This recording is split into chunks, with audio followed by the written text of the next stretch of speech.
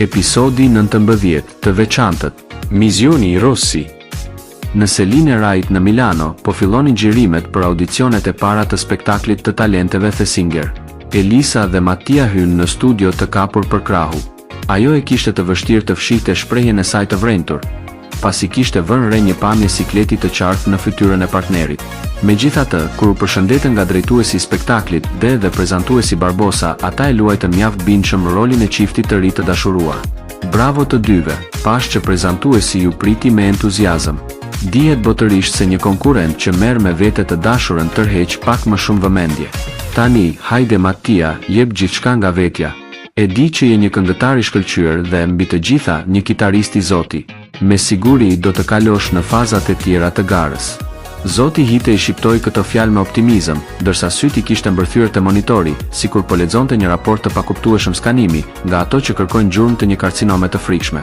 Një hije u shfaq fizikisht pranë shefit të madh në të djathtë të tij. Ishte asistentja e tij, Elisabeta, e veshur në mënyrë të përsosur me një kostum pantallonash ngjyrë gri të qelët. Ajo vërejti. Shoh që je i shqetësuar. Burri qëndroi për një moment duke parë monitorin, pastaj e ktheu shikimin lart duke takuar syt kafe të gruas. Po, sigurisht, sepse misioni i tyre është më kompleksi. Nuk do të jetë e lehtë për fëmijët të kontaktojnë me vëllezërit Rossi. Gjithçka do të varet nga suksesi i Mattias dhe performanca bindëse e Elisës si e dashura e dashuruar. Megjithse jam absolutisht i sigurt se ka tërheqje të vërtet midis tyre. Edhe nëse ata vetë nuk e kuptojnë dhe e mohojnë, ajo është aty, është padyshim aty. Asistentja i mblodhi flokët e saj të gjate të errët në bisht, duke lëshuar një aromë të këndshme në ajër që arriti menjëherë në vrimat e hundës së e Hite. Ai i mbylli syt instinktivisht për të shijuar aromën.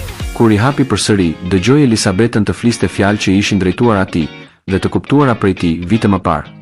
Fjalët e hidhura të një gruaje që refuzoi të pranonte se një romancë midis tyre nuk mund të ekzistonte kurrë.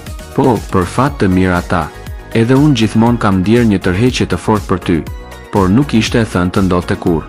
A nuk ndjen asgjë për mua? Burri buzëqeshi lehtë, një përzierje tallje dhe melankolie, dhe u kthye përsëri nga monitori. Gruaja e shikoi e Hite me një vështrim të rrudur, tundi kokën dhe u largua. Ndërkohë, Mattia ndodhej në skenën e vogël të konkursit të këngës. I qëndrueshëm para mikrofonit, dukshëm i emocionuar, ai nisi t'i binte kitarës së tij klasike Van Gogh dhe të këndonte. Pak metra para tij, në karrige rrotulluese, rinin ulur 4 gjyqtarët, por me shpinë të kthyer nga ai. Eja këtu tani. Dhe mbylli butësisht syt.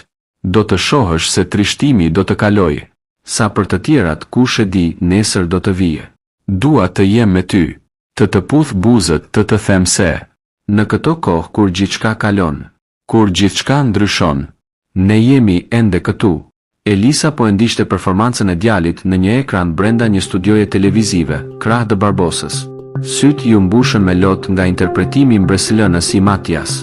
Dhe nuk kemi nevojë për fjalë, për të shpjeguar atë që fshihet thellë në zemrat tona. Por unë do të ngrej sa herë të biesh, dhe do të mbledh lulet që të bien gjatë rrugës, dhe do të ndjek fluturimin tënd pa ndërhyrë kurrë, sepse ajo që dua është të jem me ty, pa pranga të jem me ty. Një performancë e bukur të lumt, Mattia. Tani të 4 gjyqtarët do të kthehen, mendoi Zoti Hite. Dhe vërtet ata u kthyen. Rafaela Cal, Rizzardo Trozzante, Roby Faccinetti dhe Loredana Zez, të gjithë këngëtar me karriera të gjata e të shuara. Ata konkuronin me zjarr për të zgjedhur që ai të bashkohej ekipit të tyre. Konkurrenti drejtoi gishtin nga Rafaela Cal me siguri të plotë dhe pas një çast hezitimi. E kishte marrë vendimin që para se të zgjidhte këngën që do të interpretonte. Më parë, ai as që e njihte ish Shogirlin, e cila më vonë ishte bërë këngëtare e suksesshme në vitet 70, veçanërisht në Amerikën e Jugut. Por, që kur Bob Sinclair bëri remixin e këngës së Cals, A Far l'amore cominciato, ai ishte bërë fan si saj dhe kishte filluar t'i pëlqente të gjitha këngët e saj. Ajo është plakur, kur e sheh nga afër, duket se vitet nuk kanë qenë fort të buta me të, megjithse as me këngëtarët e tjerë. Trozzante duket fiksi kur i zoçi i Notre Damit me flokët e tij të gjatë, kaçurele gri.